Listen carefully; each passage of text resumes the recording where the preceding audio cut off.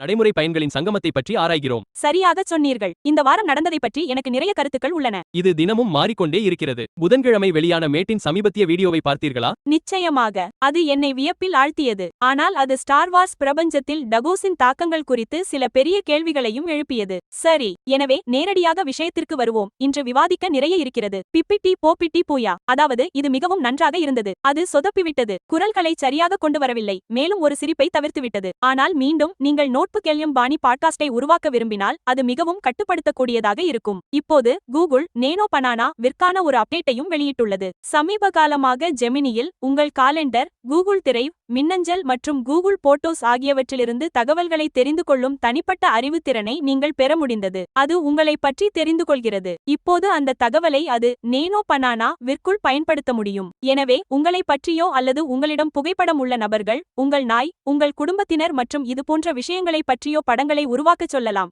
ஏனெனில் அதற்கு இந்த கூடுதல் சூழல் தெரியும். உங்கள் தேவைகளுக்கு ஏற்ப தனிப்பயனாக்கப்பட்ட படங்களை உருவாக்குவதில் இது சிறப்பாக செயல்படும். சரி, இதை நாம் முயற்சித்து பார்ப்போம். எனது ஜெமினி கணக்கு நான் வழக்கமாக மின்னஞ்சல்கள், காலெண்டர் மற்றும் புகைப்படங்களுக்கு பயன்படுத்தும் முதன்மை கணக்கு அல்ல.